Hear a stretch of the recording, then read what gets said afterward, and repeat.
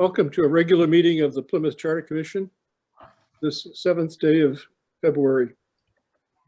By order of Plymouth Board of Public Health, this meeting is entirely on Zoom. It is being recorded. My name is Bill Abbott. I'm the chair of this commission. The commissioners and speakers tonight have been pre-registered to participate in this webinar. So please raise your real live hands when you want to speak, and others wishing to speak during public comment, which is at 8:30 on our agenda, should use the raise hand icon at the bottom of your screen. And our staff person, Michelle Turner, will recognize you and invite you to speak. The agenda has been distributed. Did anybody have any questions on the agenda? We're waiting for our first guest, but in the meantime, any matters on the agenda you'd like to highlight?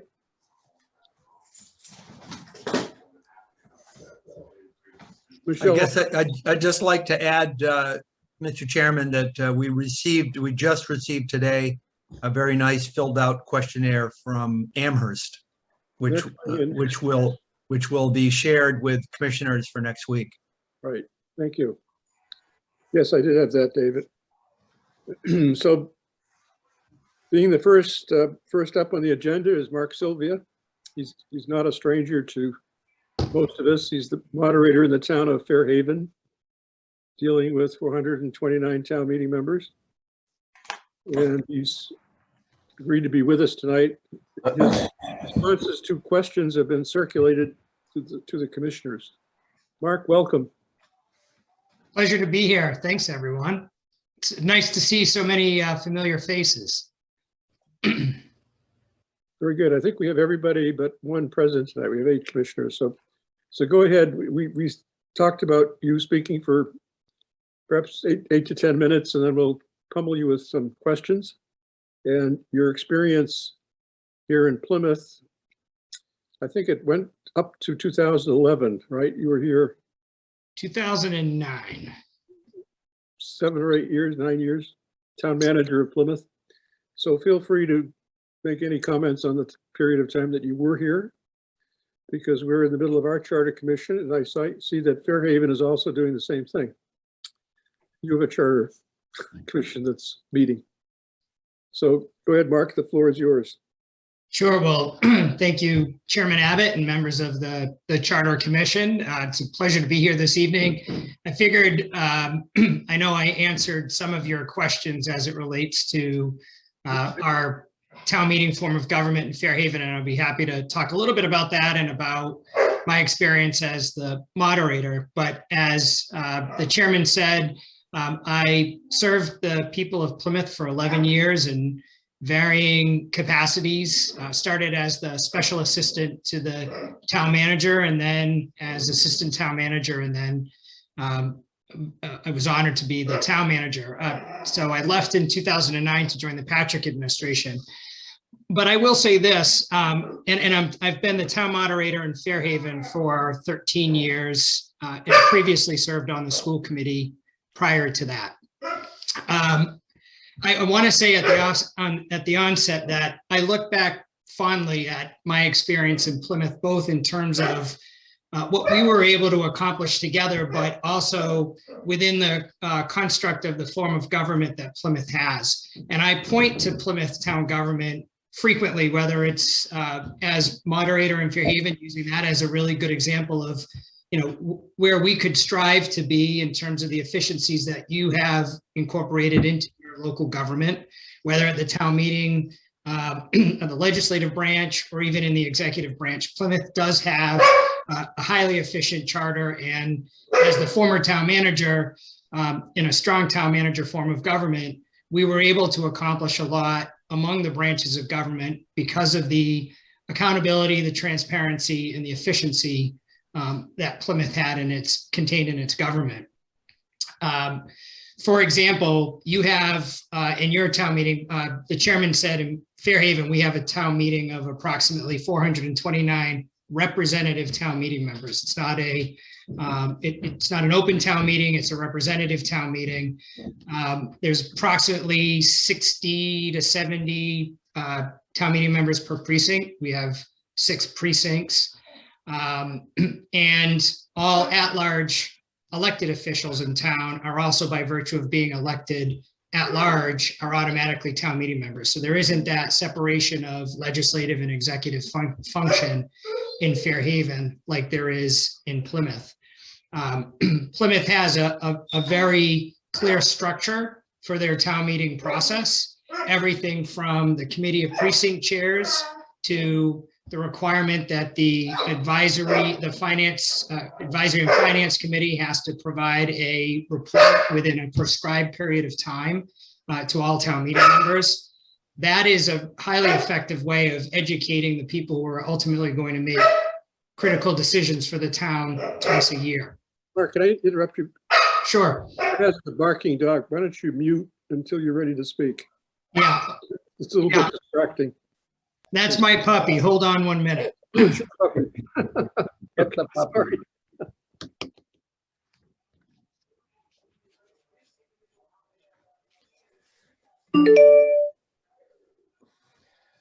Bad puppy.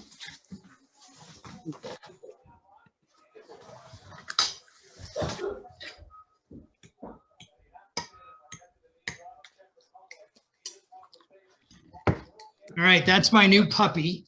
My daughter's gonna take her out because clearly she needs to go out. So sorry about that. Problem. But as I was saying, from my experience and looking at the 2 different forms, Plymouth has a highly efficient town meeting process. You have a clear structure for how town meeting members get information, the review process. There are a lot of required deadlines. And those are some of the things that we're actually looking at in Fairhaven to improve our town meeting process. During the course of COVID, and we, like you, went to remote town meetings, which some town meeting members like that, some town meeting members really didn't like that.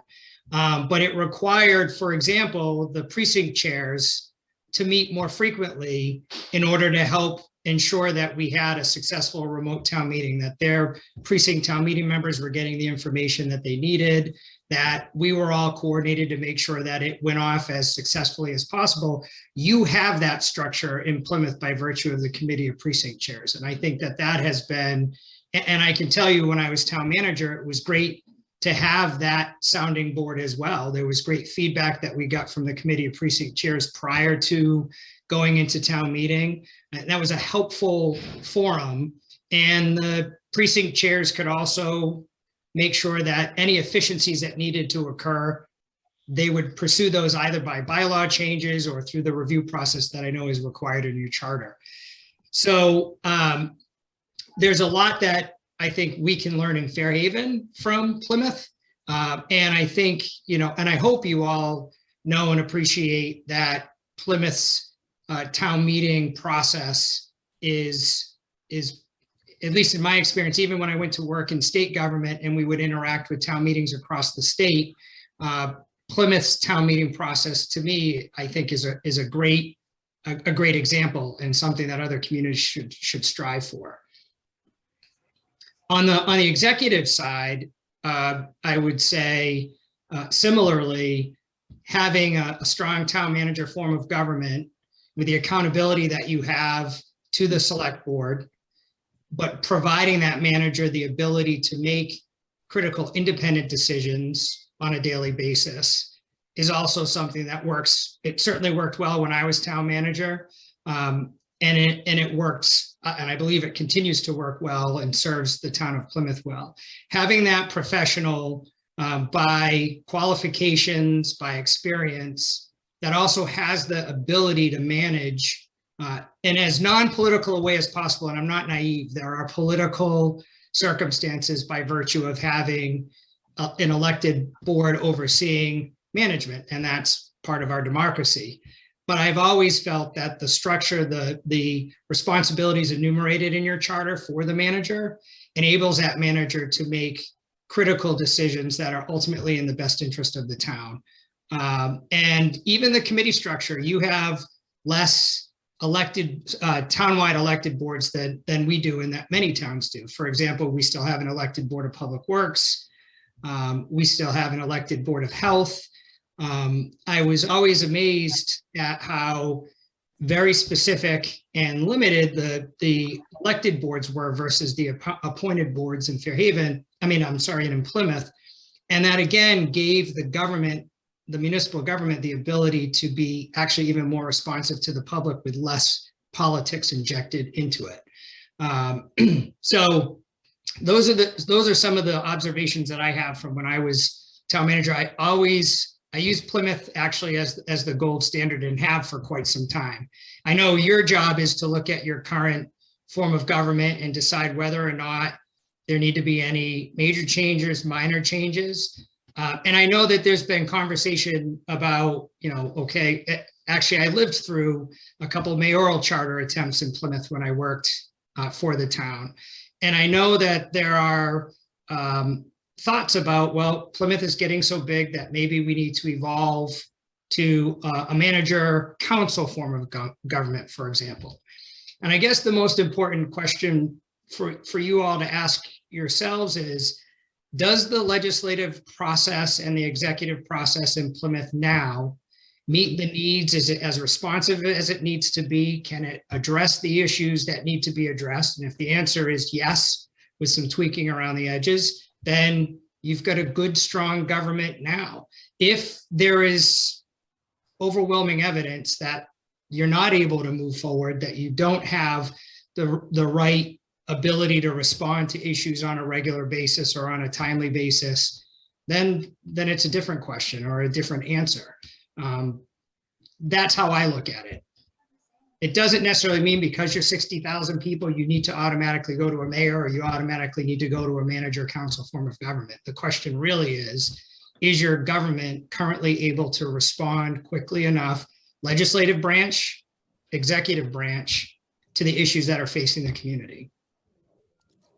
And is there the right amount of participation in the process? Thank you, Mark. It's interesting. You came aboard just after we made a big charter change. So we were rolling out several, like the caucuses, the precinct caucuses. Mm-hmm. You watched all those things come into play. I guess I'll ask one question and then I'll turn it over to all the rest of the commissioners. At any time when you were here, and I guess you were in Plymouth almost a decade or. Yeah. From 98 to 2009. And you saw some big issues. I think you saw the Pine Hills. And were you ever faced with a situation where the town wasn't able to react quickly enough to take advantage of an opportunity? No. And as a matter of fact, I think of something equally as big, it was when we did the pilot negotiations for the nuclear power plant. And that also required engagement with the legislative branch with town meeting.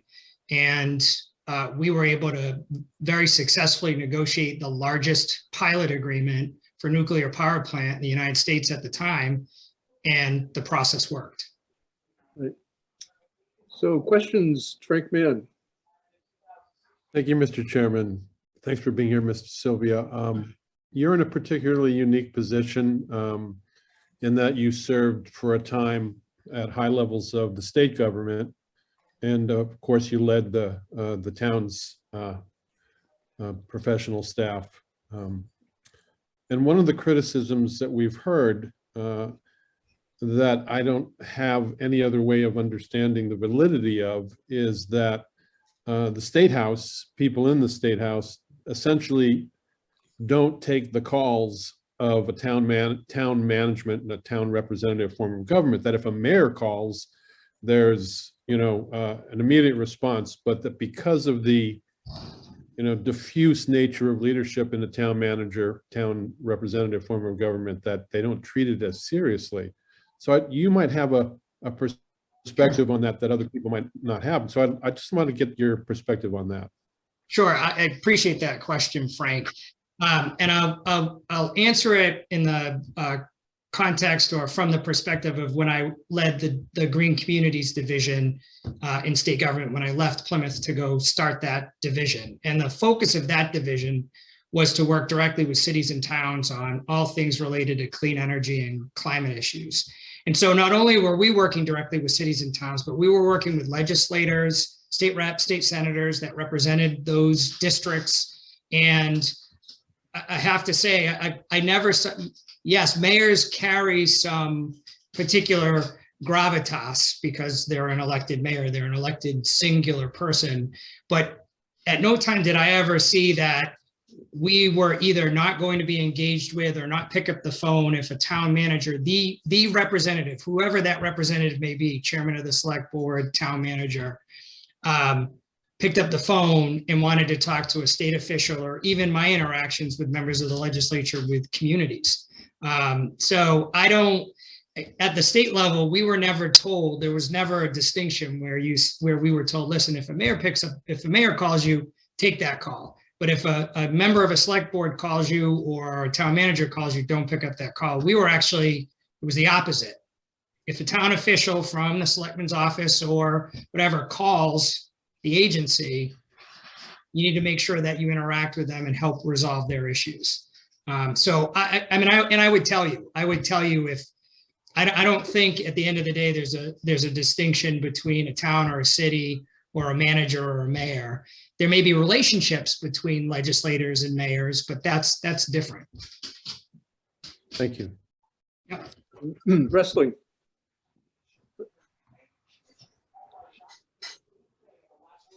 Yeah, thanks for coming, Mark. Sure.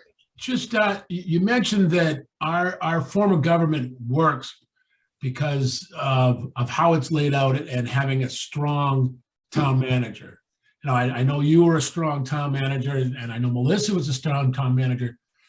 Could you one speak to, you know, how you could see it break down if we don't have a strong town manager, and you know the pratfalls of that, and also one of the biggest concerns that I think we've been discussing is that town meeting as an entity approves big money. You know, say we approve something for $2 million, we have no recourse as an entity to go back to that and revisit it and say, all right, where are we on that $2 million? How come we didn't spend it?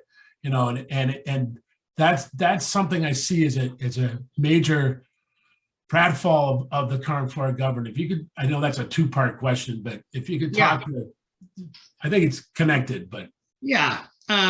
So to your first question, where it can fail is in whoever is appointed, if they don't adequately meet the requirements of the job, and they're not, I don't want to say the right fit because, you know, but the reality is it's a combination of experience and having the skill sets that fit the community, right? Not every community is the same, so skill sets aren't always the same.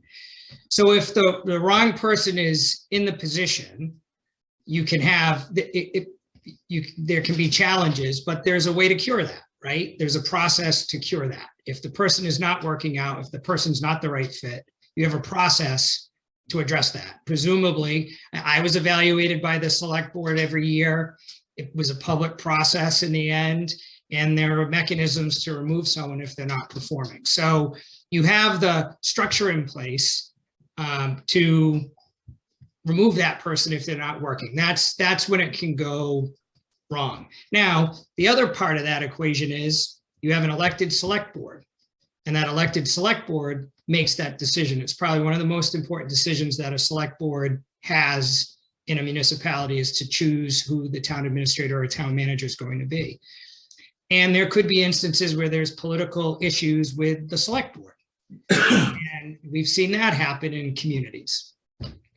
But again, that falls back to the voters of the town, who ultimately are the ones that decide who they're going to elect to be their representatives on the select board. And there are recall mechanisms. Of course, we just went through one in Fairhaven, unfortunately. And I say unfortunately because it's always divisive. but the community felt strongly that a member of the select board needed to be removed. That person was removed and replaced. It was the first time that had happened in Fairhaven, but that mechanism is there for a reason. So yeah, you can have those challenges, but I think you easily address those, or not easily, but you address those through those mechanisms. In terms of, and maybe if you can give me a little more detail, Wrestling, in terms of budgets, and I think Yeah, before we leave the subject of strong town manager, as you know, we just hired a brand new spanking town manager, and we don't have an assistant town manager. So it's just this is an instance where I'm really kind of concerned about our government. So, for example, we were talking about this committee precinct chairs the other night. 2 years ago or a year ago, we approved, I'm going to say $70,000 to hire a in-house electrician. So, and we were just in a meeting, and we were talking about something about, infrastructure and buildings, and JB said, oh, well, we had to hire an electrician. And we all said, well, wait a minute, didn't we approve, that position? And he said, yeah, but that position was closed. What he meant was nobody came for the job. And that's a typical instance of where a town meeting approves something, that's short money as opposed to, the millions, but there's nobody's looking at that and saying, hey, what happened to that electrician? Town managers should be somewhat looking at that, but the entity that approved monies has no background or looking at where that money went and how it was spent, or if it was spent, or should we relook at it? And that's just a concern I have about the current form. Is Wrestling, is it the case though that, that in part is, partially the responsibility of the select board, right? Because ultimately the budget is approved by town meeting, and the select board is then, with the town manager responsible for implementation of that budget.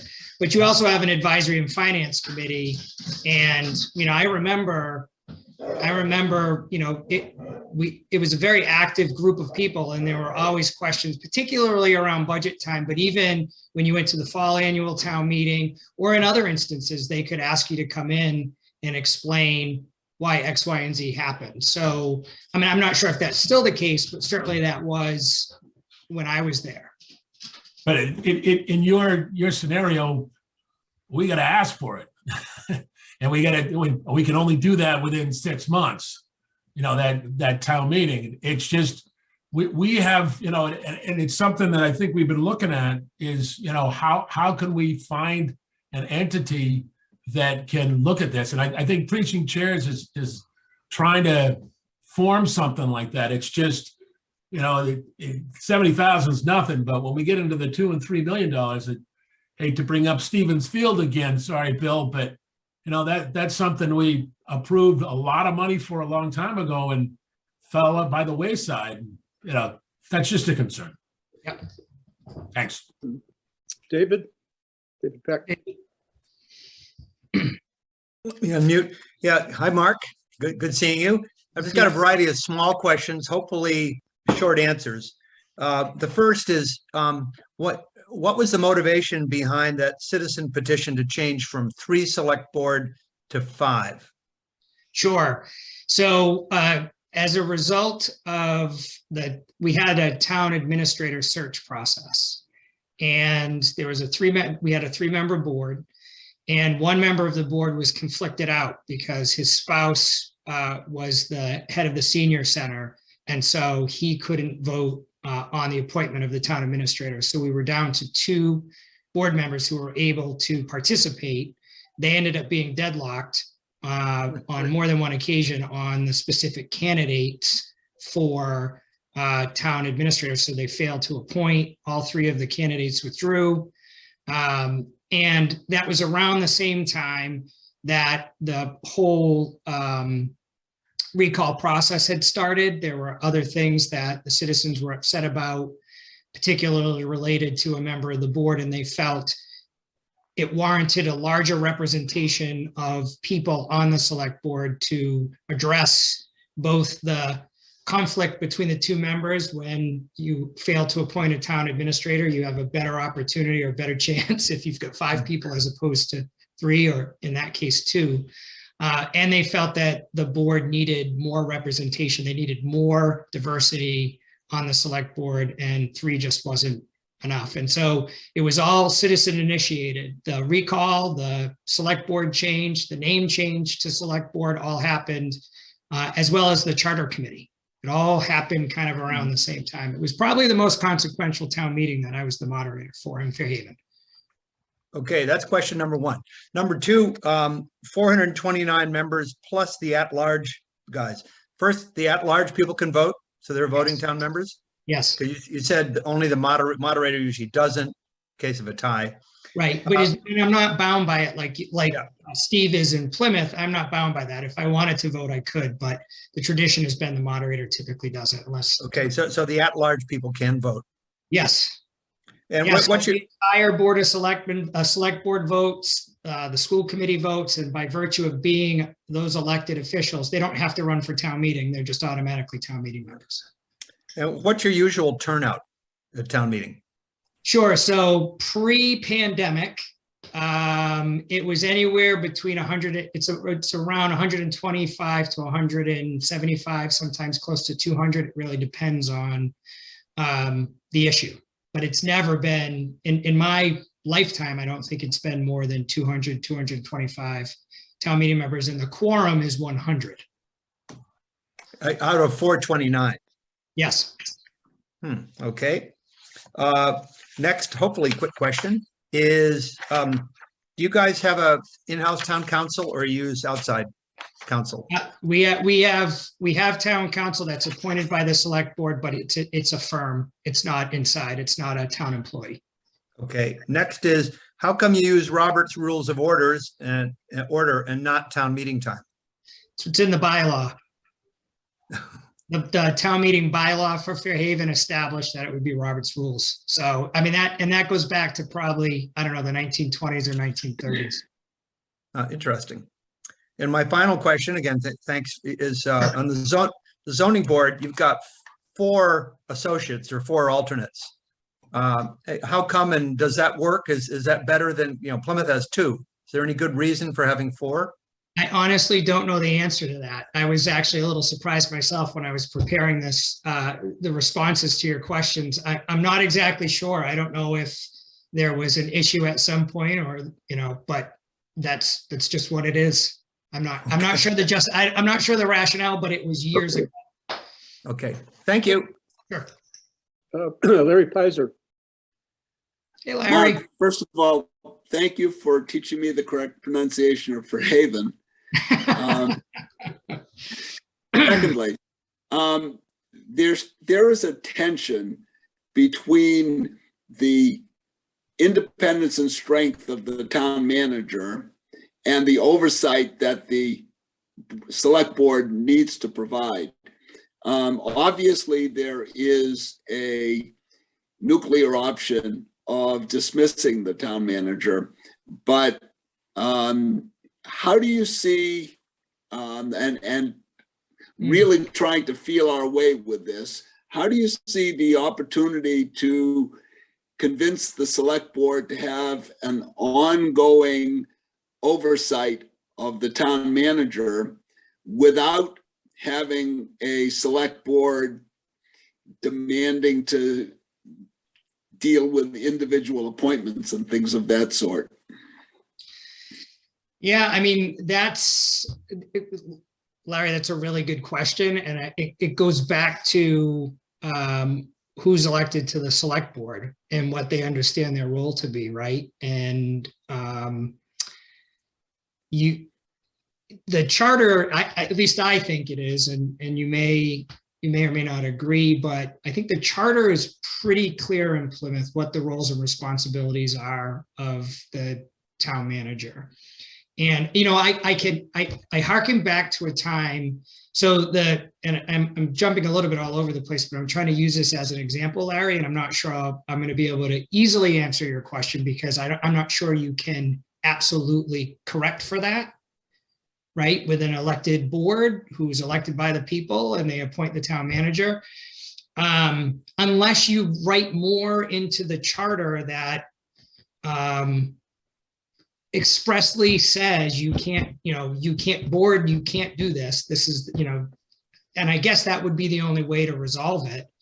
But I recall, so the town manager is the civil service appointing authority, or at least was when I was in town. And ultimately, unlike the other department heads, which there's a 15-day veto period, 15-day review period, select board can overturn the appointment of the town manager for department heads. Civil service, the manager was the appointing authority. And I can recall when we were going through the process, and this is all public, so it's not inside baseball that I'm sharing with you.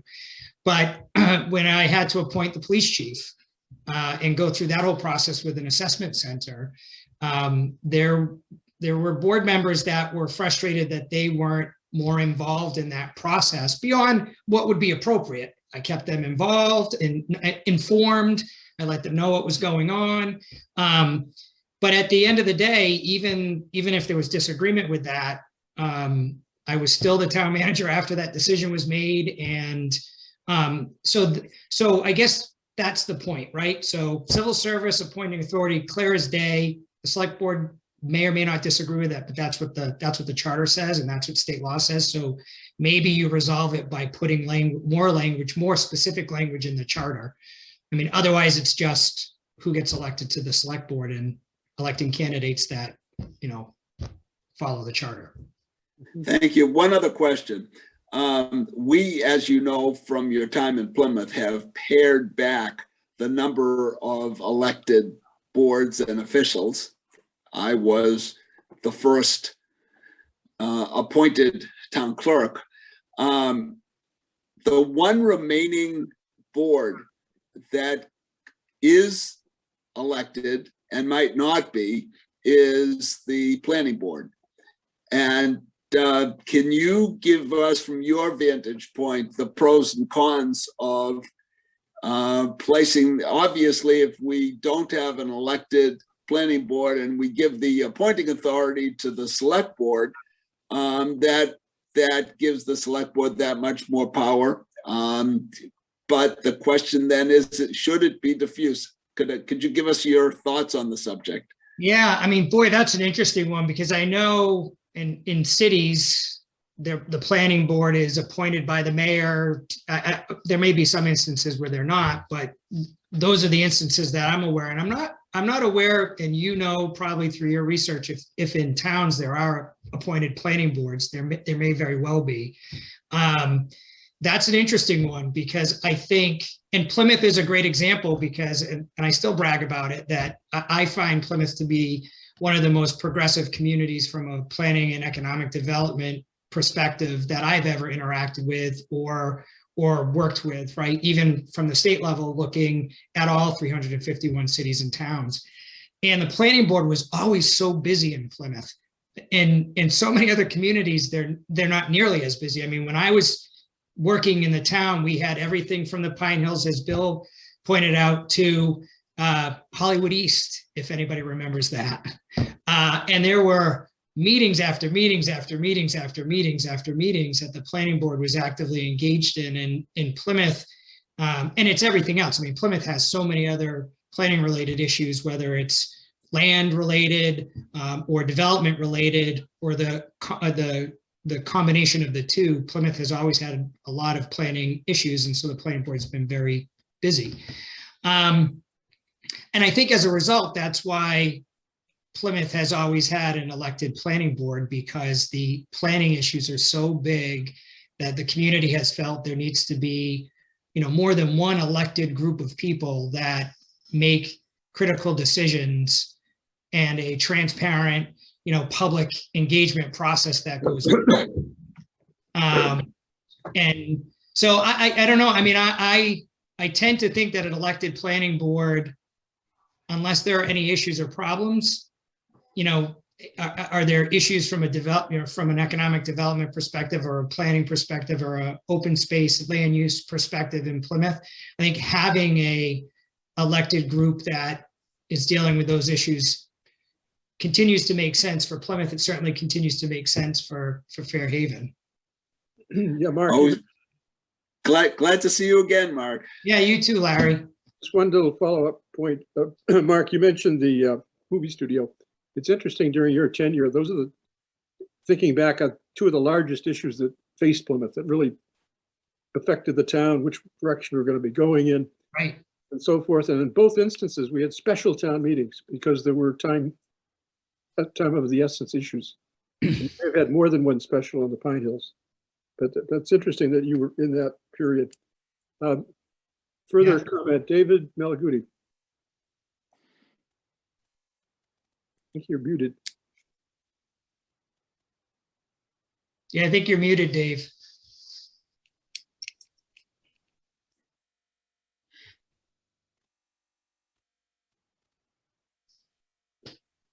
Boy, Yeah.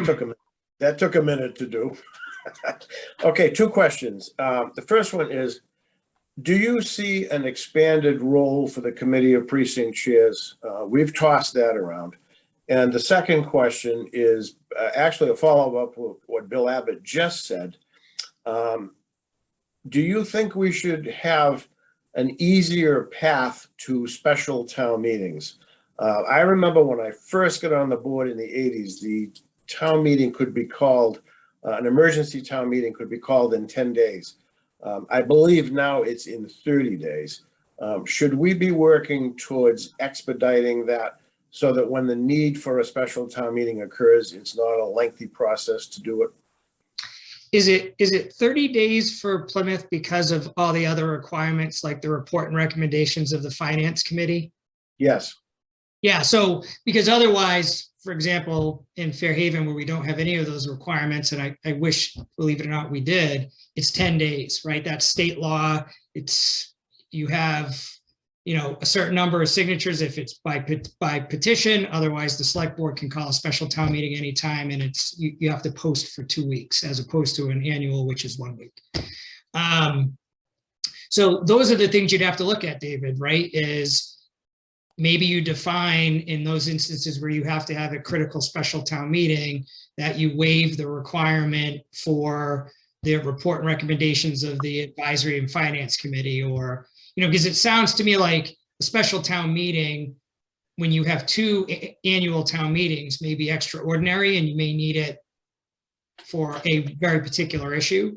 So you might want to look at the requirements that you have to deal with now and whether or not you want to put special provisions in there that allow that to be waived, or I don't know. You know, good question. And what about the Committee of Precinct Chairs? Yeah, I mean, I've encouraged our charter committee in Fairhaven to think about creating a committee of precinct chairs, because especially for us too, because we've got 60-something town meeting members per precinct. It's important to have the precinct chairs coordinate with each other, talk about the major issues. It's a forum outside of town meeting that people can engage in. And so I always thought, and that it was in its infancy stages when I was in Plymouth, but the Committee of Precinct Chairs I thought was always a really good sounding board too. If we had any issues, we could meet with the Committee of Precinct Chairs and get some really good feedback, because in essence, they reflected their precinct. They had a sense of how their precinct felt about a particular issue. So they were a really good sounding board. And that may go to some of what Wrestling was saying earlier about, you know, continuously monitoring what actions town meeting takes outside of town meeting. The Committee of Precinct Chairs can do that. Yeah. And I just would close by saying, we miss you. I miss you too. I loved my time in Plymouth. I really did. Betsy Hall? Betsy, you're muted. Got it.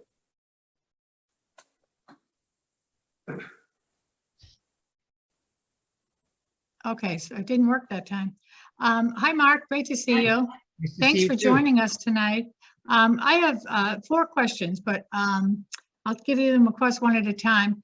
One of actually the chairman of our committee of precinct chairs asked us to consider the idea of having 9 select board members, 1 select board member from every 2 precincts, so that every part of town is represented. So, precincts 1 and 2 would have a select board, precincts 3 and 4, 5 and 6, right through 16, 17, 18.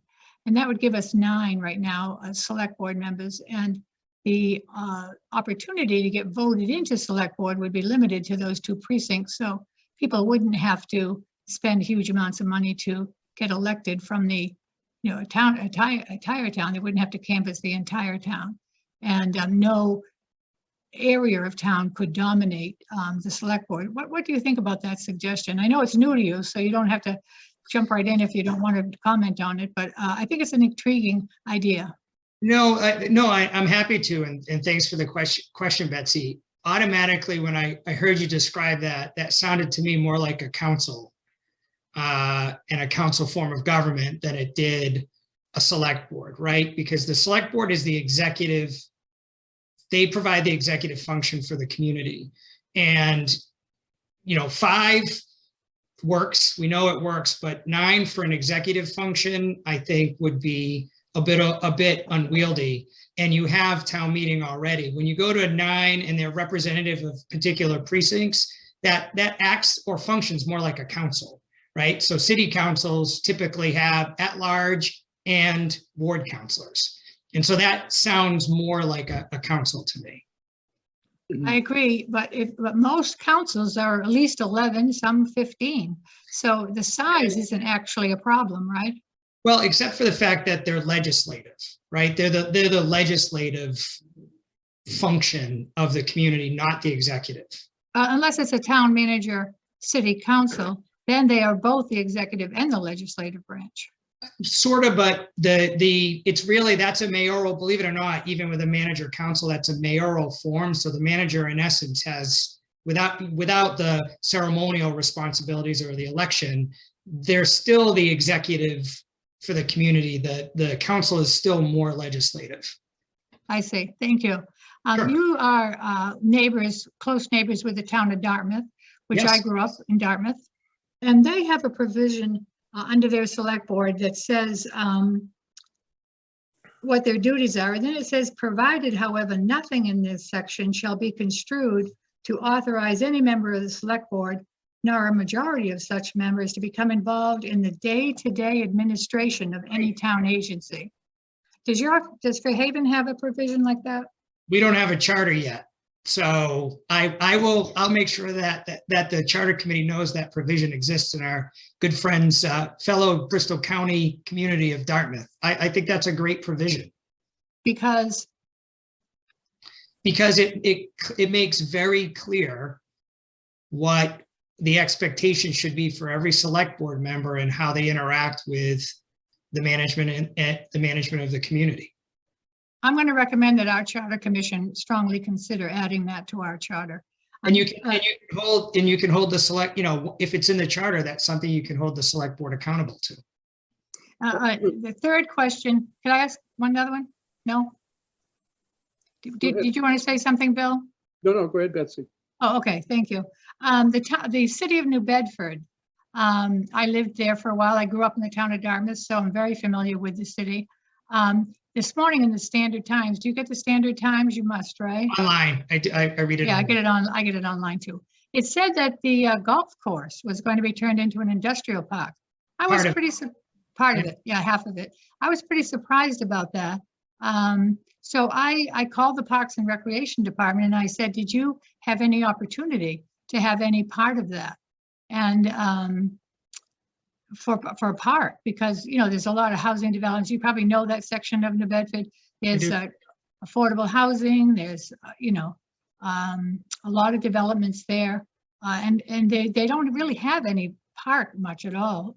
And they said that was never discussed. And so then I called the city councilors and I asked for a copy of the minutes of the meetings that brought forward that plan.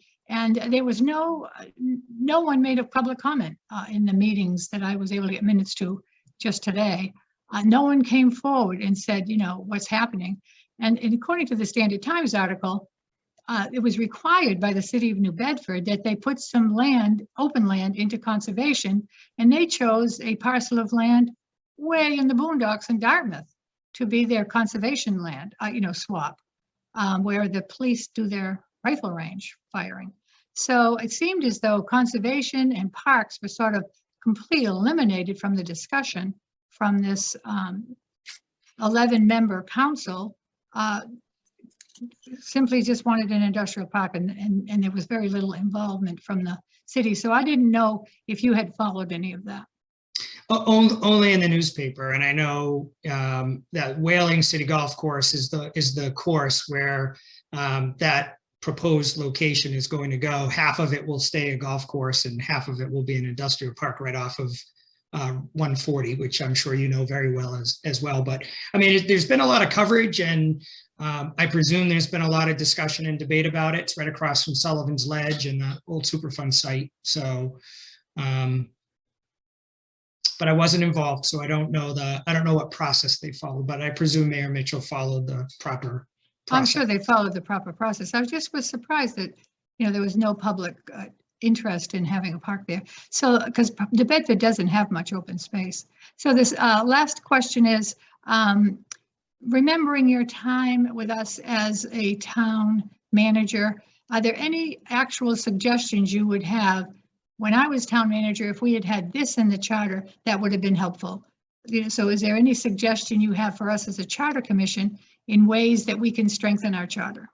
Well, you know what, but beyond what we've already talked about this evening, let me give it a little bit of thought, and I'll share more thoughts in writing with you after this meeting. But there was a lot that I thought, as I said in my opening remarks, that this is an impressive charter. As a former municipal manager, I was able to, I never felt compromised. I always felt like I had the authority that I did.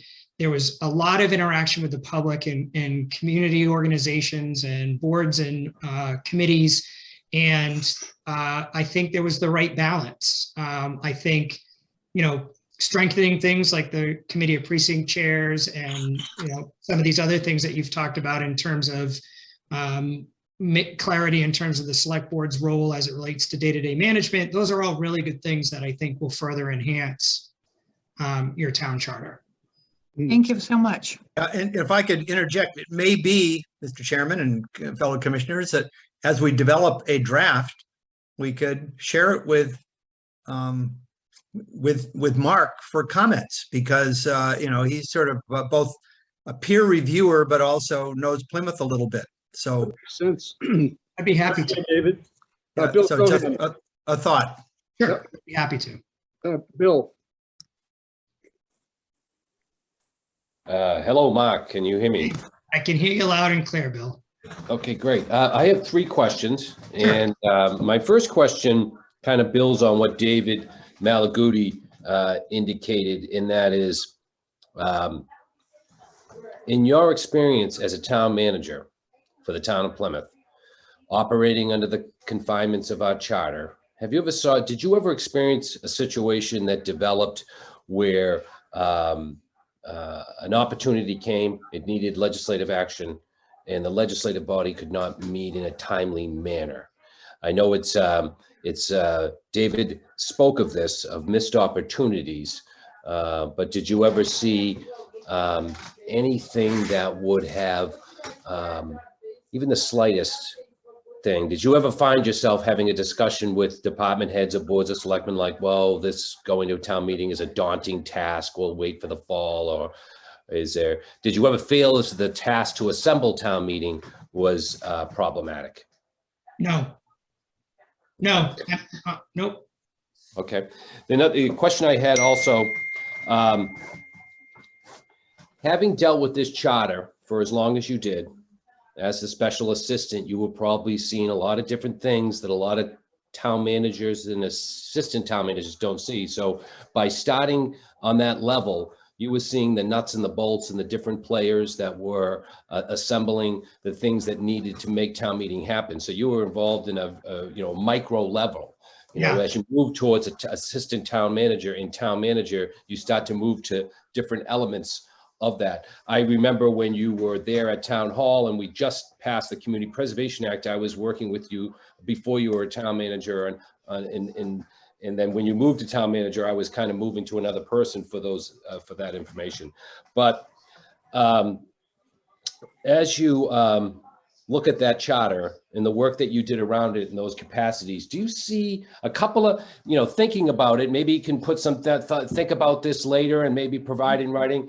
Did you see, this is kind of an interesting thing I'd like to hear from you either tonight or think about it a little bit longer. And that is, looking at our charter, was there something that you wished it was different, that in your execution of your responsibilities as that special assistant, as the assistant town manager, and eventually town manager, did you ever experience a situation like, wow, I wish the charter was different here, because it would make our efforts to execute whatever responsibility you were involved in that much more efficient? Yeah, I'll have to, I mean, there's nothing that jumps to mind, Bill. But let me think about it a little bit more, because 11 years in those different capacities, there were a lot of things that fortunately that I got to work on with other people. But let me think a little bit about that. And it's funny that you mentioned, when I was special assistant, I got the job of dog hearing officer that was delegated to me by the select board. But I was also responsible for managing the citizen petition process for town meeting articles. And I remember us putting together a packet of information, because there wasn't even really, there was a kind of a form petition, but not instructions, not direction. And so we put something together there. And I remember the one frustration that some folks had, and I deal with it in Fairhaven too, when you have citizen petitions, I know that there's a fine line, is that you always say you need to make sure you seek legal counsel, you make sure it's in proper form, because if it's not in proper form, it can't be acted on. It is what it is, and town council may say this can't be acted on. And there was always and I don't know if it still exists, and I don't know how many petitioned articles you get on a regular basis at your town meeting. We tend to get more in Fairhaven than I recall in Plymouth. But a mechanism to help vet those petitioned articles to make sure that what's being submitted either can be acted on, or at least the person who has the idea realizes, well, this can't be done under municipal law, or whatever the case may be. And I don't know if that's an issue, but when I was special assistant, I was always amazed by that, because we can't use town council's resources for, until it gets to the point where it's already been submitted, the clerk has certified the signatures and it goes on the warrant, and then you're trying to fix it or not, depending on on what it is. So anyway, that's something really small that just popped in my head when you were talking. Mark, that's extraordinarily, I think, needed in Plymouth. I think you put your finger right on a weakness and a problem we have that we do need to fix. I think in the current town meeting coming up, the April town meeting, there's only 2 petitioned articles. And it's quite discouraging watching some folks try to get a petition before town meeting. What you just suggested, that process, I don't think it exists yet. Yeah. I think it should. I had one other question. Bill, I was still in the midst of my questions. If okay, go ahead. I said I had 3 questions. That's a good example, because I know it strikes a chord with Bill Abbott, having dealt with this, and I have a lot of recollections of different times at town meeting when petitioned articles were not seen before they got on the warrant and became problematic in the end and had to be perfected and brought back at a later date. And that wasn't terribly efficient. But the third thing is kind of building on what wrestling said. And this is a pretty big issue, and it's growing. And we've had some articles that have gone through the process. They are recommended by boards and committees. They go on the warrant. They go to the selectmen. They go to FinCom. They end up at caucuses and eventually go to town meeting. Town meeting debates it at great lengths, and we vote on it. Now, this is the thing that I am concerned about, because we're trying to come up with some sort of legislative oversight so that we have some idea after town meeting how did that town meeting go 6 months ago? How far are we along with those 25 articles? What articles have been gone out to bid or currently are been fully executed and closed out? Or what are, where is the article? It reminds me of that Schoolhouse Rock where I'm just a bill and it's moving through town hall. Where is it after town meeting? After town meeting, it's going to the town manager. The town manager is meeting with department heads and saying these articles passed and this is where they fall. It's pretty much the job of the town manager to make sure that these articles are executed. I heard you earlier to say, well, the selectmen, it's their warrant, their articles, they determine what gets executed. And we've actually had that come up as subject matters and in town where the town manager has indicated that, it is at the pleasure of the selectmen. Town meeting can go through all this work, and then if the selectmen decide not to do anything, then the article just kind of dies on the vine. And, is that truly, is town meeting fully exercising the principles of democracy there when another board who weighed in on the article on its way to town meeting gets a second bite at the apple where the article dies on the vine, or it might not be deliberate. It could be just that the article is forgotten and no one fully executes it. So we're trying to figure out a way where once the legislative body takes action on an article, there's some sort of follow-up to all the articles, not just specifically one. I know wrestling likes to focus on Stevens Field, but I think that we should look at this process where we hit all the articles equally. And I don't know, it's something, if you could elaborate on your experiences in Plymouth after town meeting, how you saw the execution of articles. Walk us through how you recall that event happening. And what we could do to assure that they were fully executed.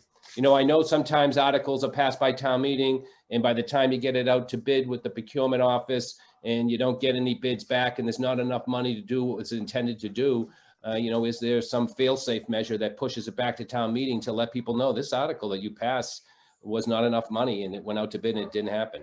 I mean, those are some of the examples that we have struggled with in the past that has called for this need of developing some sort of legislative oversight after town meeting.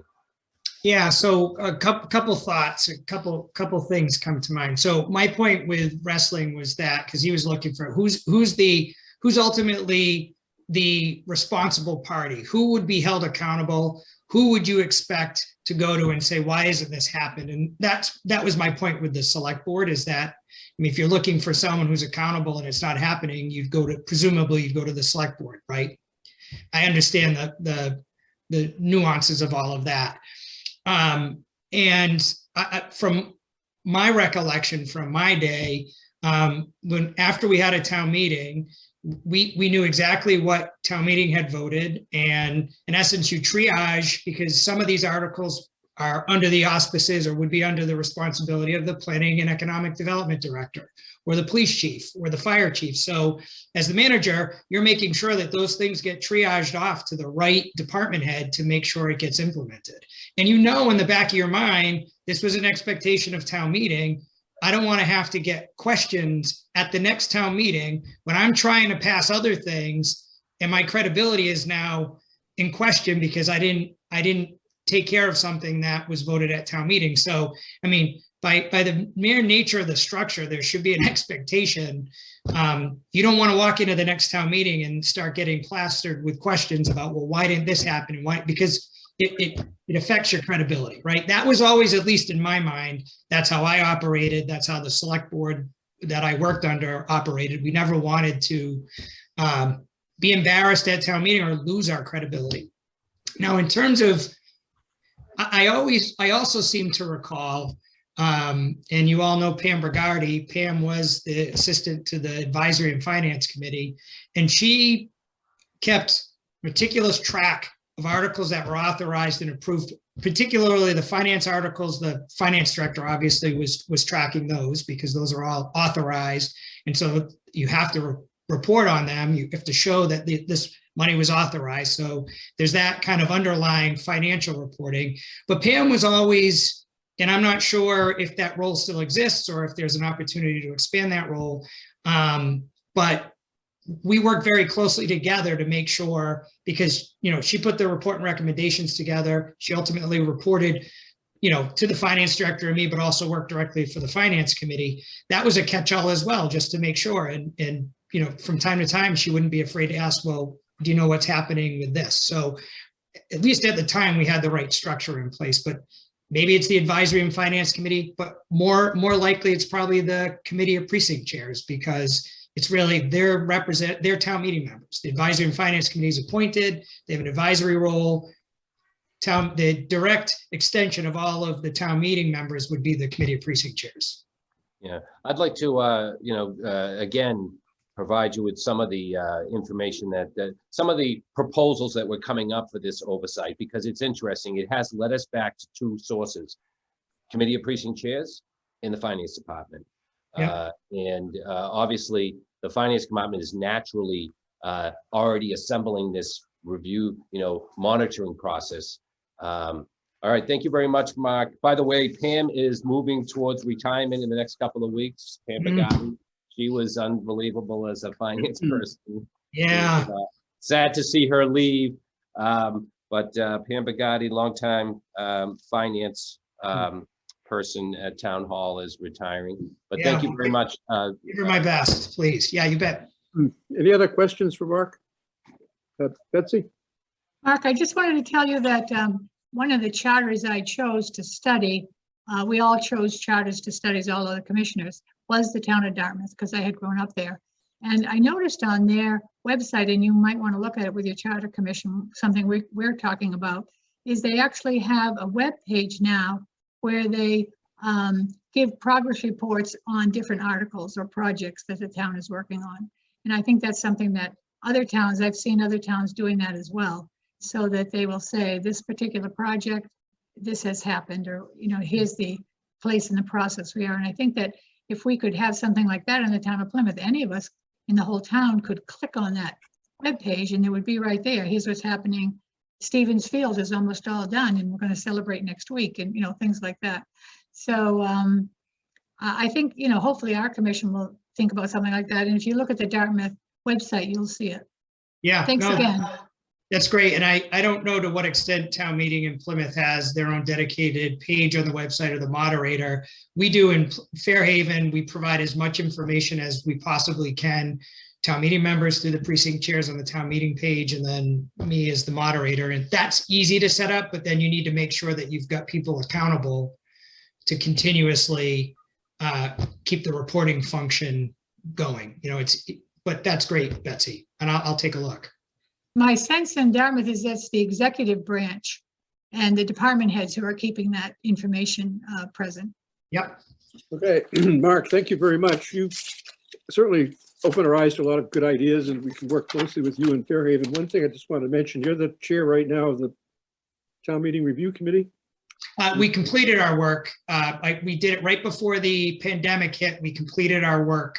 So one of your items, there was a key item that you looked at, was engagement of the public. Yes. Your social media, Facebook page, live tweeting. And that's an area I think our charter totally ignores currently. And we might want to think of some more public face in terms of letting the citizens know what's going on in the government. Yeah, because that's how people engage now, Bill. That's how people engage, is through social media. So. Okay, thank you. Any Not other? our newspapers. Mark, we appreciate your candor and all the different points you made tonight. They've been very, very helpful. Thanks for having me, everybody. So let's stay in Thanks, Mark. touch. You both go Thanks for forward. coming. Yeah, Thank you. take care. Bye. So the next item on the agenda is another guest. Bernie Lynch, if he's present, he can make himself perhaps visible. Okay, oh yes, he's here. All right. Mr. Lynch, can you hear us? Yes, I can. Thank you. Thank you for having me. Thank you for coming. So Sure. you know what we're about. I do know. I do know what you're about. I think I spoke to the Plymouth Charter Commission, probably the last Charter Commission, probably 10 or 12 years ago, thereabouts. At the time, I was asked to come down and speak to the commission, and I did so, and happy to be here tonight with you as well. The difference being now that I'm now a resident of Plymouth, I'm coming with a little bit different background. I'm not sure how much the committee knows about me. My background is in municipal government for about 40 years. I served as the town manager for the town of Chelmsford for roughly 20 years. I was the first town manager in that town. Had the opportunity to implement their charter with a representative town meeting, as well as a strong town manager position. And then I served as the city manager for the city of Lowell for almost 8 years. Lowell, Cambridge, and Worcester are the three communities here in Massachusetts that have a council manager form of government, and as a city under Plan E of the Commonwealth's statutes. And in that capacity, I served as the chief executive officer of the city and worked with a city council. And for the last 8 years or thereabouts, I've been doing consulting work for a number of municipalities, working on charters as well as recruitments for communities for key positions, as well as other public management studies that I've done or we have done. The team that I have, and I'm currently teaching at Suffolk University in their public administration program, focusing on local government. So that's my background, and I'd be happy to take it from there in terms of providing you with whatever help I can to help you with the work that you have. So you're ready for some questions? Yeah, I guess we could jump right into the questions, and I'll give you my thoughts. So. Okay. On some of these topics. Questions for Mr. Lynch? Well, I will start. Welcome, Bernie Lynch. I've heard several people say you'd be a good resource to talk about, in a way, pros and cons. It's sort of an overview of what you've seen and lived in working with representative town meeting forms of government and council forms of government, because you've both lived them, but also you've consulted with them, and just really sort of, if not a side-by-side comparison, but just really share with us what your 30 or 40 years of experience has been. I will, in my own introductory, I'll just say, we're over 60,000 population. Our budget's 270 million, where the 61,000 might be an undercount. We might actually be somewhat larger than that.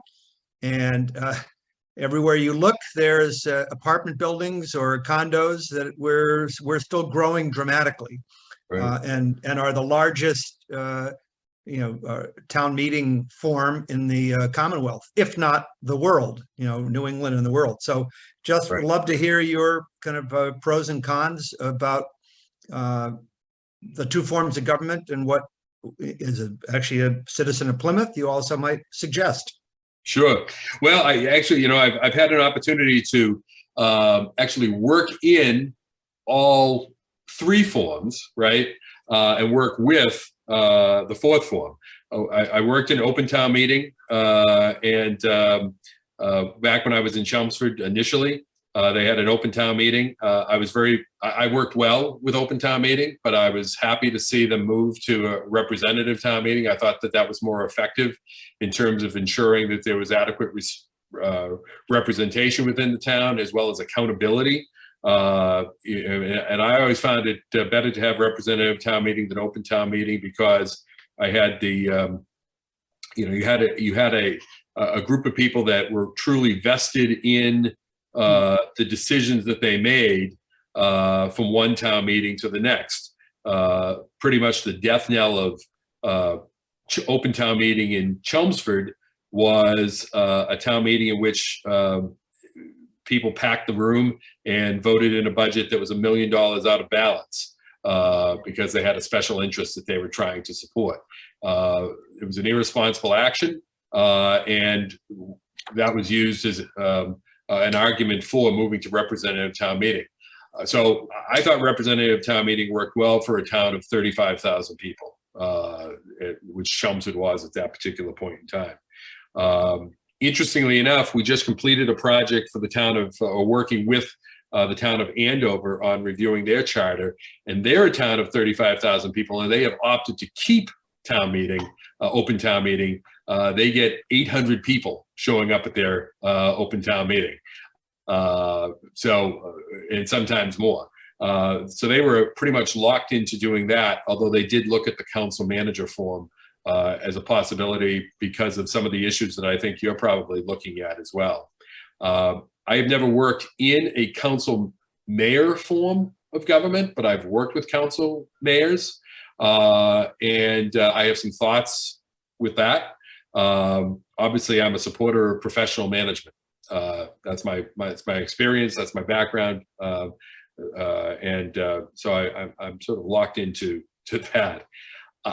I found council manager form when I went to the city of Lowell. At the time, Lowell was the 4th largest city. I think we've dropped below Cambridge now as the 4th. Lowell is now the 5th largest. But I found council manager to be very effective for a variety of reasons. One, I think that it was very helpful in being able to act in a timely way on issues that came up. I think that there was a level of accountability because people knew who their legislative body, the members of their legislative body were. They knew that the 9 people that they were electing were in fact the people who were making decisions that they depended upon. And they were supportive of the notion of professional management, that you had a professional manager there. One of the benefits, I think, of the council manager form, as opposed to the council mayor form, and there have been some very successful council mayor forms of government, but one of the benefits of council manager that I've heard of in talking to a number of cities that have that form is that you have the council and the manager on the same page. It's really incumbent upon them to work together, because if they can't work together, nothing is achieved in terms of legislating and executing. And so someone has to go. It's either going to be the counselor, or it's going to be the members of the council, or it's going to be the manager. And that pushes those two sides of the form of government together to make things happen. And I certainly think that was the case in Lowell that I saw. And I think when you look at other council manager forms, the same holds true. It also, I think, is, and you know, I wanted to come tonight and talk, or you know, was interested in coming tonight if I could talk about sort of the benefits of all, but I do lean towards a council manager. I think it's for the reasons I just stated, as well as the fact that I think that, you know, in New England, we have this support for the concept of town meeting because of the historical and cultural perspectives that it brings. And I worked very successfully in it for most of my career. But I think it's, in some respects, it's an anachronism that you had the executive branch of the government for you know, a couple of centuries was the Board of Selectmen.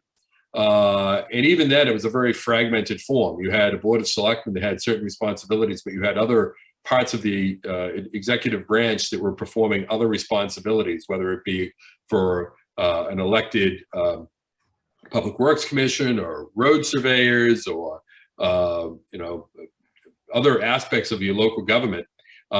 Eventually, it's all sort of come under, for the most part, under the Board of Selectmen.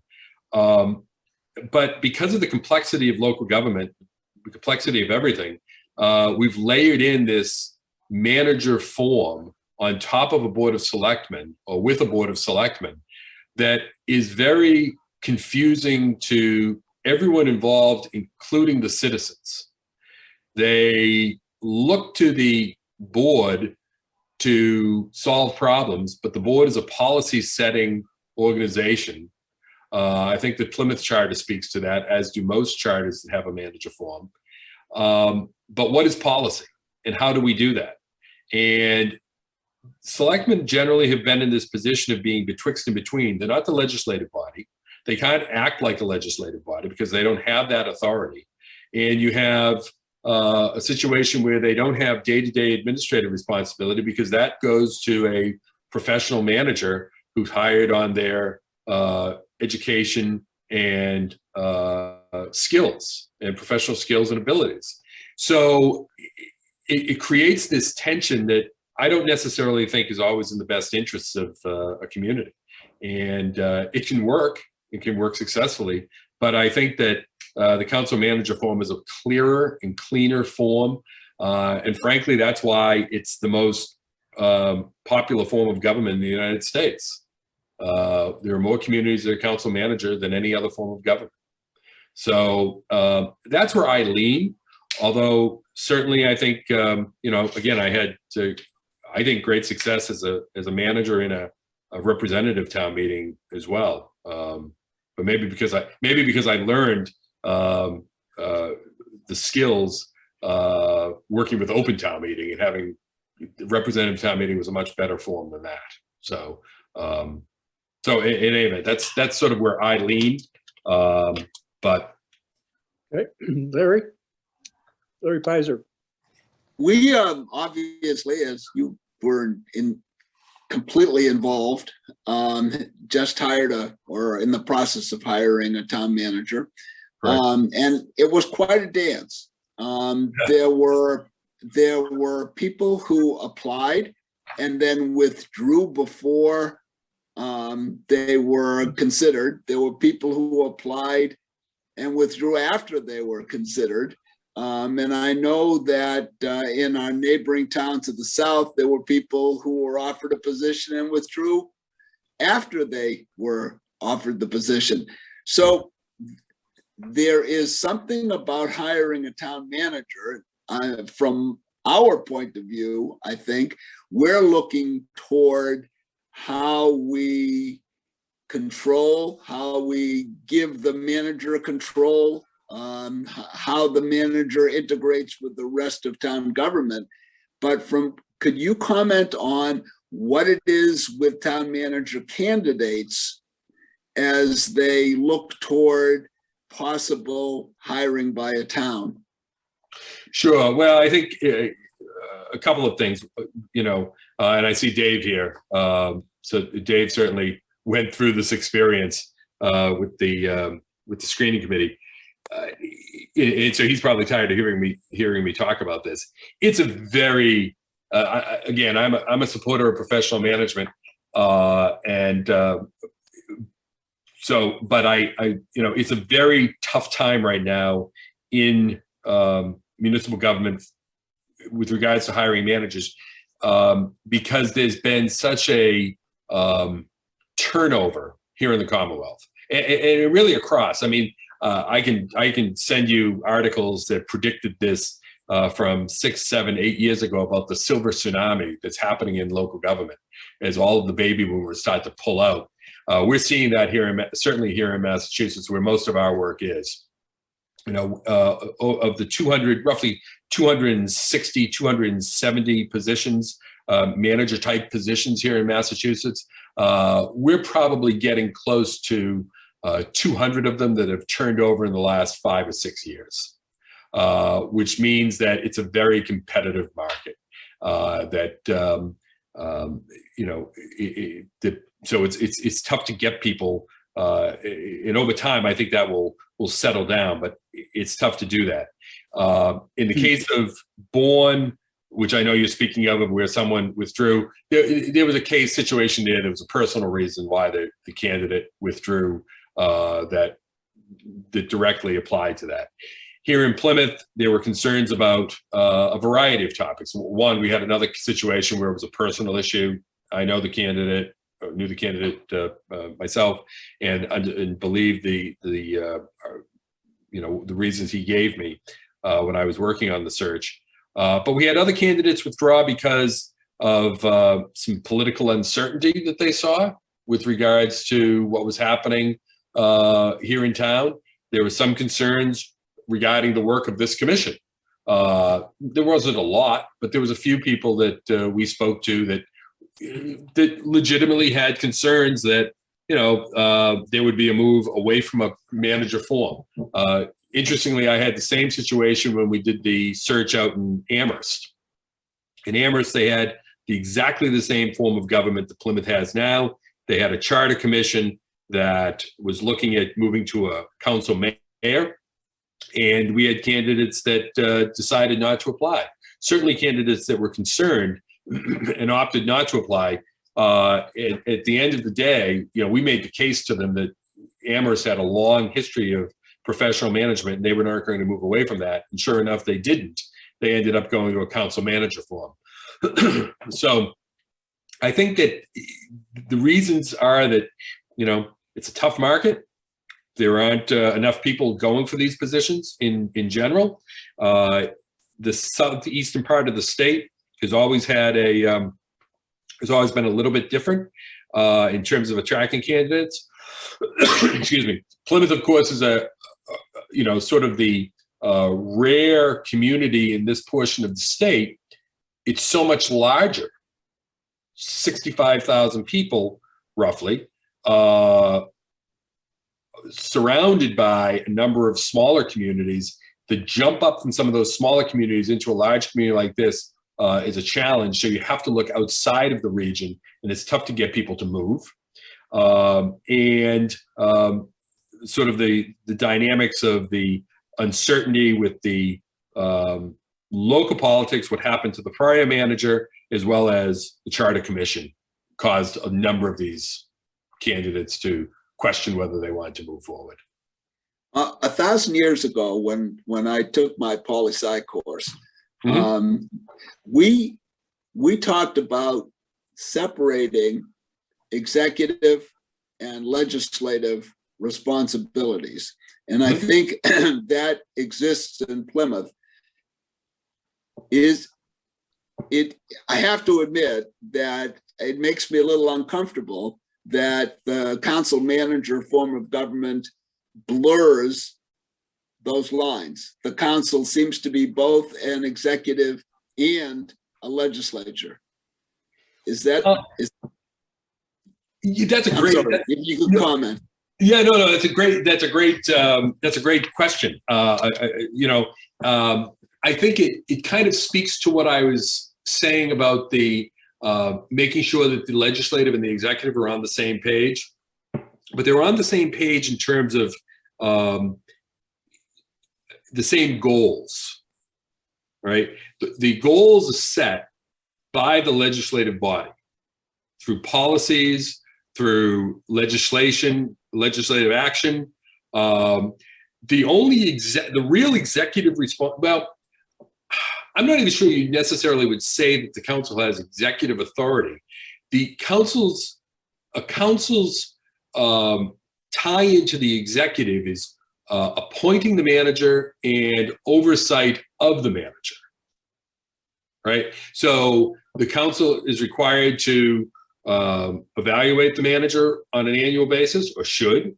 The council is required to determine whether to continue employment of that manager, you know, on a regular basis. And the council obviously has to decide whether to engage in another contract with that manager. Other than that, there really isn't a blurring of lines. Now, that's the perfect world description of it. Every council, every board of selectmen or select board is going to wander into the day-to-day administration from time to time. That's why there should always be language in my mind in a charter that makes it very clear that the legislative body, the council, or the board of selectmen for that matter, is responsible for policy, and day-to-day administration belongs to the executive. That doesn't mean there can't be oversight. That doesn't mean that there can't be feedback provided to the manager, but there should be a distinction. Under the Plan E form of government, Cambridge, Worcester, Lowell, it's built into statute that the council is expressly prohibited from involving themselves in the hiring of anybody, the awarding of any contracts, or the execution of any day-to-day administration. I believe the language is such that there can actually be criminal penalties if the council is to wander over that line. Now, no one's going to actually prosecute on something like that, but it's very clear that the council is the legislative body, not an executive. But that's not to say that the council can't have some, and should have some executive or some oversight responsibilities of the executive, and should engage in goal setting as to what they want the administration to achieve. Well, I agree with you completely about the administrative side, but separating administration from the executive function. Some of the things you talked about, the oversight of the manager, for example, is an executive function. Well, in that regard, if that's the case, the oversight, then, if I could, the same would hold true for, if you look at the U.S. Constitution. The U.S. Constitution speaks of, certainly has oversight responsibilities given to the Congress over the executive branch. Okay, veto power, but the executive branch executes and sets policy. Well, Yeah. I appreciate your delving into this, but that the question is how far we want to blur the lines, I guess. And again, I don't think that there are, oversight is simply, asking questions, and just as you would have the board of directors of a corporation has certain governance responsibilities, but that doesn't mean they get involved in the day-to-day operation of that private Right. Oh, business. clearly. Yeah. Thank you. So I don't think there's necessarily, I think there's a certain degree of blurring that is inevitable, but it's not inherent into, it isn't built into the system. Thank you. Betsy. Thank you very much, Mr. Lynch, for coming in, speaking to us tonight. Sorry, little frog, just a second. Sure. Article 97 of the state constitution refers to conservation land. Have you ever worked with Article 97? I have, and I heard you speaking to Mark Sylvia about a golf course out in New Bedford, and I think that's Article 97 land. That's right. So according to Article 97, in order to take land out of conservation, it's a vote of either the town meeting or the council. Correct. And the Conservation Commission, which is appointed in many towns by the council. So it puts them all on the same page. So you have a Conservation Commission who can vote to take land out of, an appointed Conservation Commission that can vote to take land out of conservation. And then you have, say, a 9-member council that can vote to take land out of conservation. That's a very, very small number of people who have the power to remove land from conservation. And that's an enormous problem for me with a city council form of government, is that a town like Plymouth, which has so much land in conservation and so much open space and such a dedication from its residents. I hear all the time from residents that they cherish the open space, they cherish their conservation land. And yet, let's suppose we went to a city council form of government. Land could be taken out of conservation by a vote of, say, 7 people, as opposed to right now, it takes 2/3 of 135 people, and soon it'll be 100, more than 135, whatever the new Yeah. total is. Yeah. So that's a huge zoning, then becomes a huge issue for me because you've got a very small number of people in charge of conservation as well as zoning. So can you speak to that, please? Sure. And it's, that's one of those, I haven't sort of wrapped my head around Article 97 for, God, must be 10 years now, 10, 11 years. So I apologize if I'm a little bit rusty on that.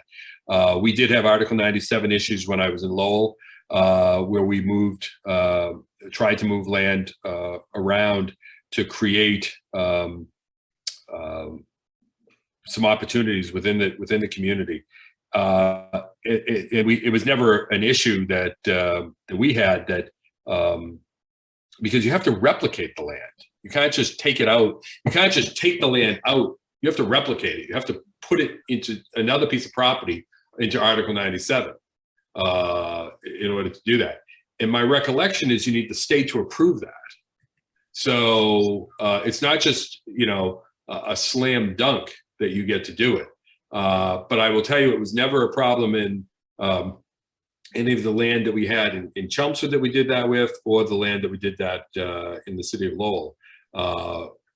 So, I don't see it as necessarily an issue. And again, you have if you had, let's look at it a little bit differently. If you had a town meeting voting to do that, if people in the town disagreed with what town meeting were doing, how would they? I know that we keep track here in Plymouth of the votes of the town meeting members, but I'm not even sure. Do we have a full slate of town meeting representatives? Do we have a number of vacancies already within town meeting? No vacancies right now. I haven't looked recently, so. No, right now, excuse me, right now, Yeah. we have 135 town meeting representatives. Okay. We'll see what happens. I don't think there has been a time when, there are one or two people at a time might be missing, but they are generally added. It's just a matter of time. Yeah, but generally, I guess my point was going to be that town meeting can make that vote. You can get the 2/3 vote of town meeting to do it. And I'm not sure even if the people were opposed, that necessarily would result in a real changeover. Whereas if you had a 9-member or 11-member council, if the people of the town were opposed to that, then it would be very clear that who took that vote that they disagreed with, and it would be very clear who they needed to vote against. So I think that in some respects, there's greater accountability when you have a finite number or a very distinct number of people that are making these decisions. But the decision would already be made and the land would already have been transferred before Sure. you could remove those people from office. And if you noticed in New Bedford, the land that was swapped for or replicated Yep. was in a very remote part of the town of Dartmouth. It wasn't replicated in the town of New Bedford at all, because the town of New Bedford happened to own a rifle range for police way out in the boondocks of Dartmouth. So I would not myself, if I lived in New Bedford, I wouldn't consider that a fair replication at all. And of Right. course, we're talking cities, whereas Plymouth isn't a city at all. So comparing Plymouth to Lowell probably doesn't, always work for. No, I don't think it would necessarily work in every way. Clearly, one is a more urban area and one is a very rural area to a large extent. I mean, being a resident of Plymouth, I certainly know the vast amounts of open space that we have here in town. But I don't think that. I mean, I think that I do think that you're picking up a very unique situation in New Bedford. I have not, in all my time working municipal government, I have really never heard of a big issue of Article 97 land being something that has been a hot spot, a hot topic in any community. Thank you. Other comments or questions, David? Yeah, just a quick question. In your experience with multiple towns with councils, what is the range of council size? And do you believe there's an optimum size? Is there, a council too small? All of a sudden, it might become almost like a board of select board.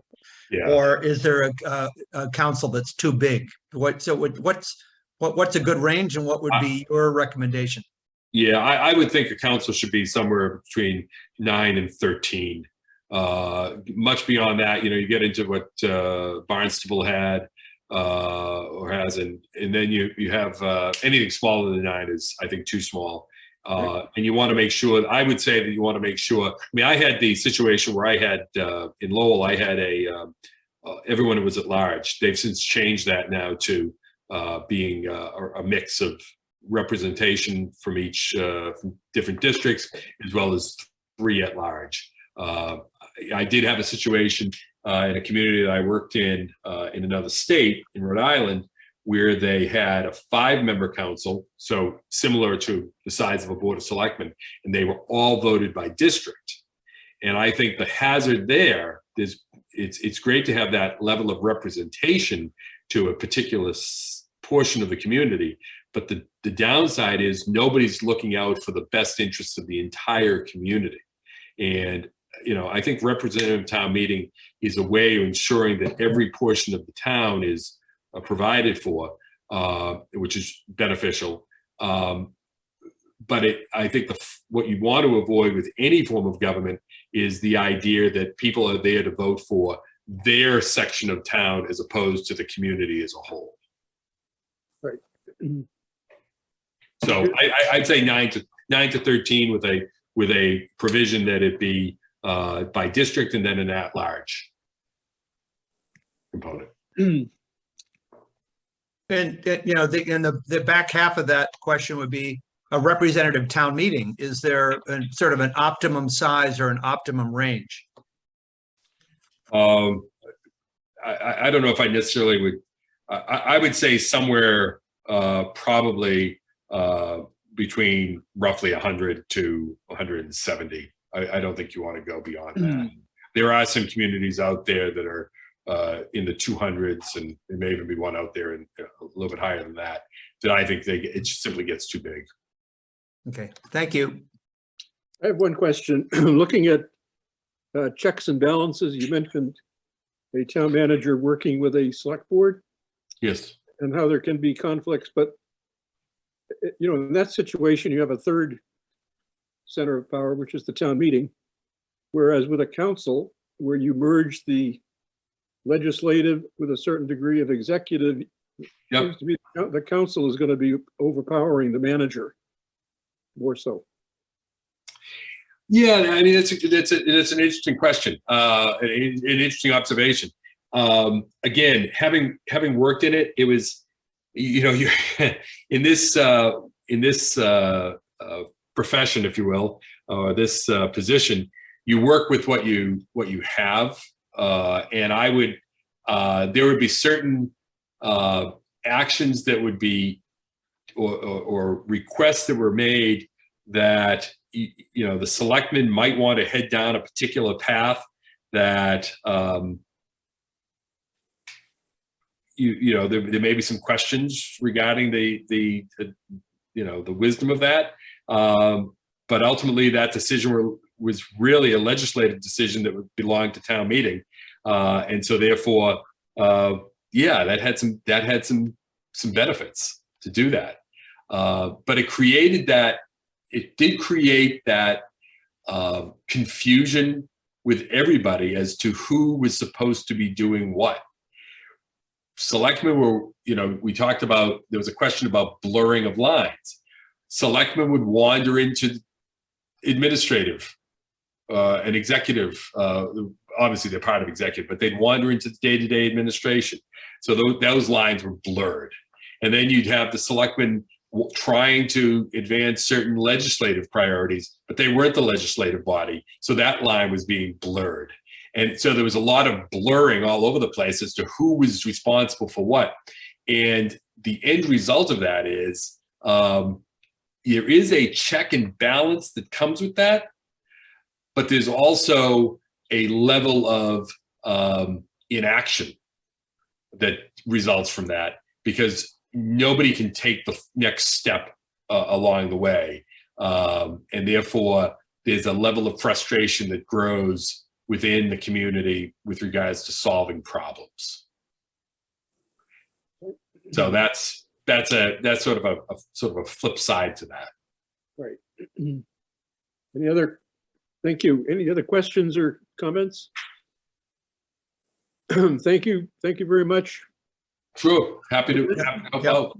Good luck to your work, and if there's anything else that I can help out, please feel free to. No, you've been stimulated some thinking on our part. Yeah, thank you very much.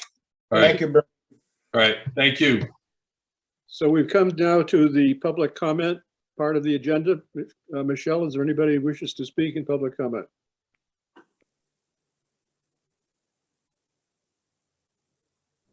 No, I don't. Yep, I'm bringing in Anatol Zuckerman.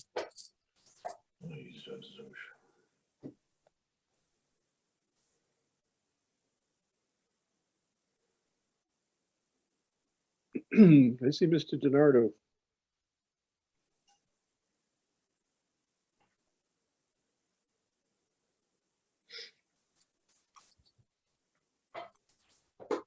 Hey, Mr. Zuckerman, can you hear us?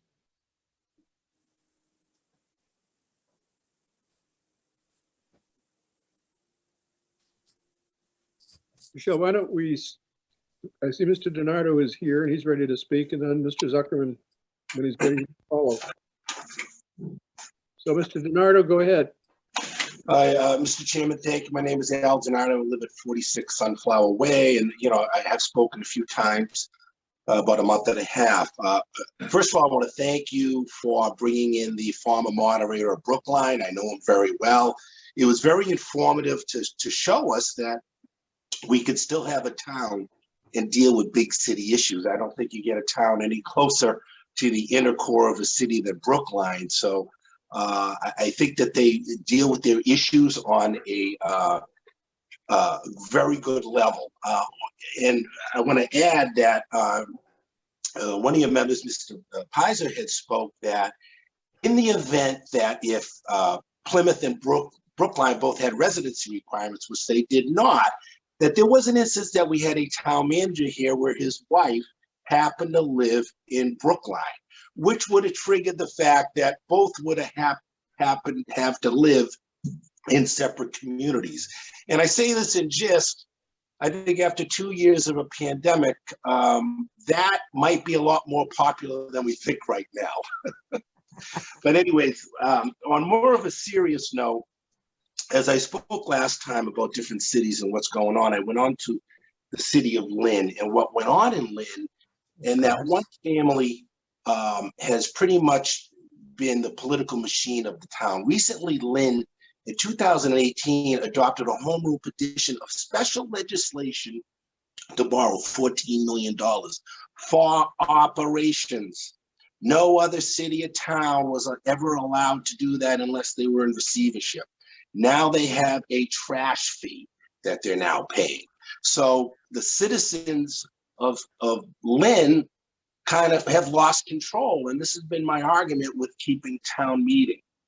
And the question with this form of government, like it was in Saugus as well, and it was brought up tonight, is who's running this form of government? You have an elected board, we hire a manager, we pay them very well. And that went on in Saugus as well. Saugus was once dubbed by the Boston Globe of the land of 1,000 town managers. In about 70 years, we had 44 town managers until the citizens stabilized what we call the back office and have now had a town manager for 10 years. That wreaked havoc on our long-term planning. We had a high school that was 1955, parks and playgrounds. Finally, those issues began to be dealt with once we stabilized the back office with the town manager. So, there's always this question of, again, who's running the town? And if we bring it to the greatest delta, it could be that we hypothetically have 5 18-year-old high school students could be on your select board. And you could, on the other end, have a professional manager with, 50 master's degrees from the greatest universities in the world. But, there's a lot of ambiguity in that. And clearly, we're hiring a professional to take care of the day-to-day activity. In closing, I want to say this, and I say this about your finance committee. I think they're doing a very good job. In Saugus, we had a finance committee that just dealt with finances. These were people that had the background. There were CPAs, economists. When those financial articles came before town meeting, that would weigh heavy in my mind because they had the intellect, the detail of these issues. If we had, say, an issue of $1 million appropriation for mom and apple pie and everyone's for it, the finance committee would say, but this is why we can't support it. Because in 3 years, we have financial obligations here. Or this grant will run out in 2 years. So when the citizens came to me and said, Al, why didn't you support mom and apple pie? I said, because the finance committee says in 3 years, we cannot afford this. They're looking at the town simply financially, a year, 2 years, 10 years, 30 years down the line, hypothetically. And that's why I like the finance committee just focusing in on finance. But I say this all in a loving way for our current finance committee. So thank you. Thank you very much, Mr. Donato. Any questions or comments? Our next guest is Anatol Zuckerman. Can you hear us? Mr. Zuckerman, go ahead.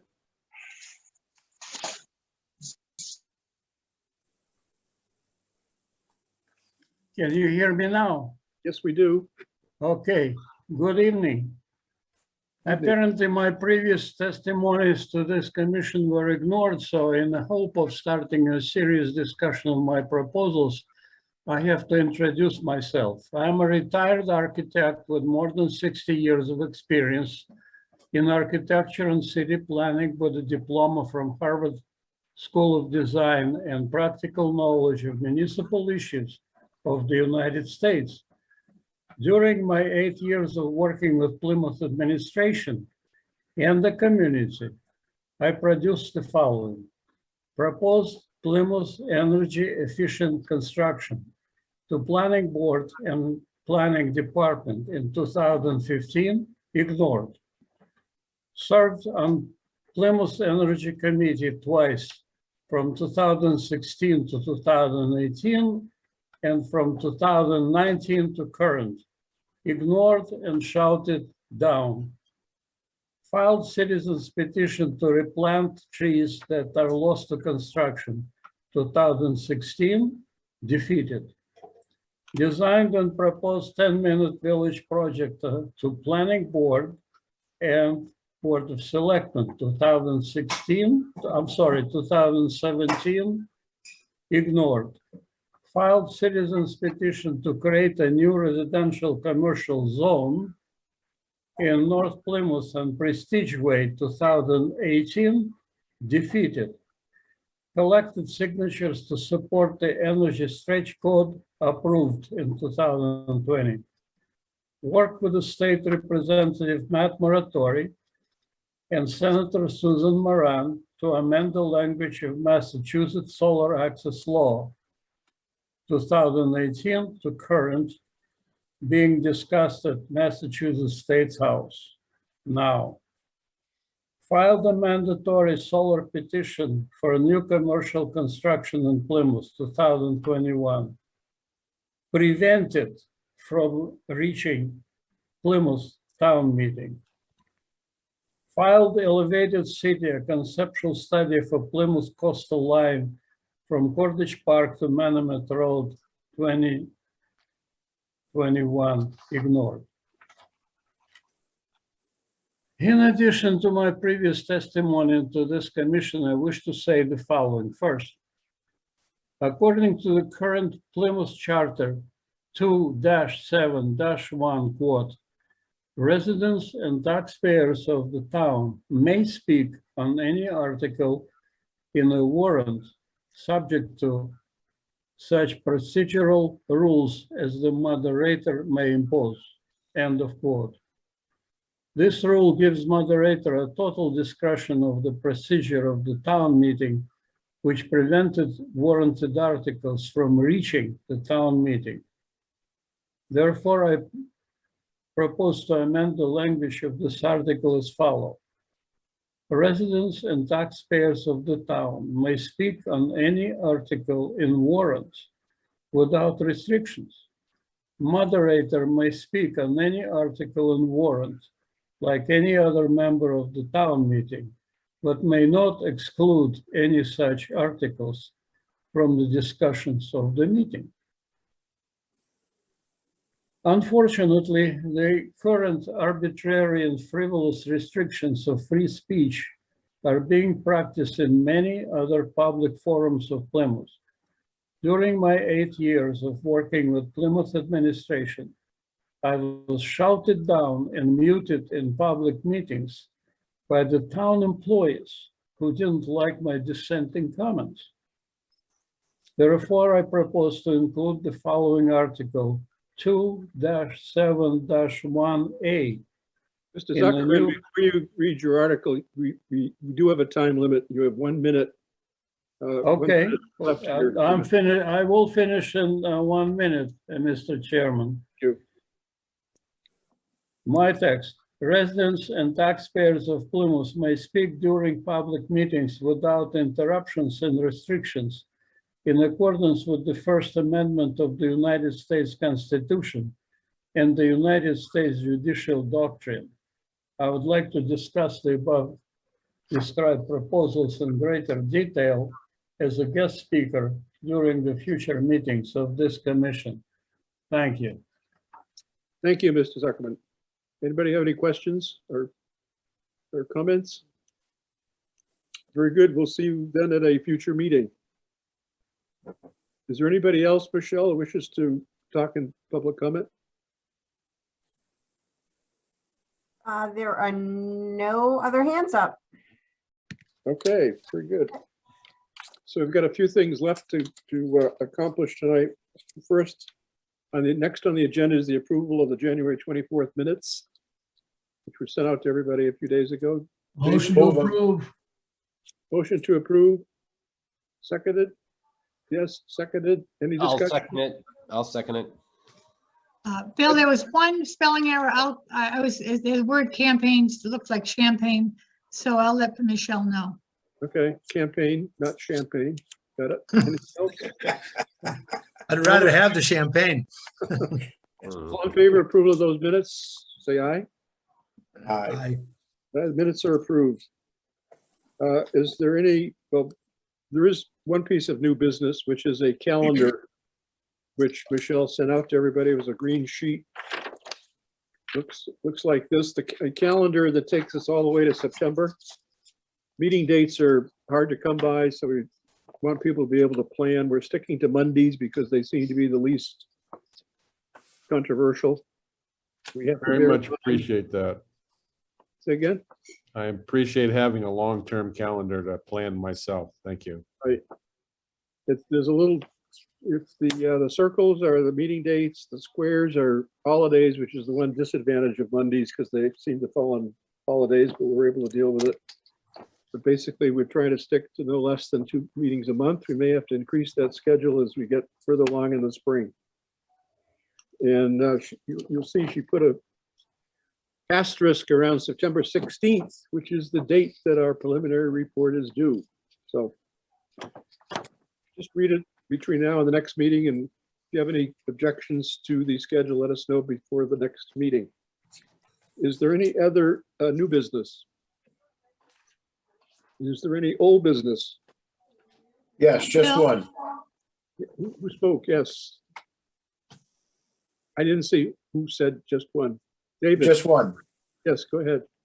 Okay, we received a sheet here about the town of Brookline, and it has budget line items, but I also received an email, and I questioned the legal budget, if you remember, and I believe the legal budget to memory was like $1.1 million, and I just want that noted for the record, because I think that's considerably more than our present budget.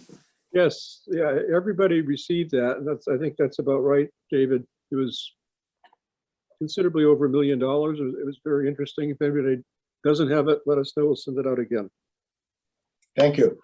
Thank you. So the next meeting is the 14th. Bill, I Yes. wanted to say one thing. I sent to Michelle a copy of Article 97 so people can read, or part of the Article 97, and people can go to the original in the state government website. But I sent that to Michelle, and Michelle can send it to the commissioners. It'll list the Article 97 procedure for taking a land out of conservation. Thank you. Okay, I call your attention to the next meeting date, which is the 14th of February. And through David Peck, we have two excellent guests coming, one from Amherst and one from Watertown. And the Amherst representative on that council has sent in us her questions already and responses, which are very detailed and very interesting. And I just got them this afternoon from David. It was within the next day or so, we'll send them out so you can read them before the next meeting. David, did you want to go ahead?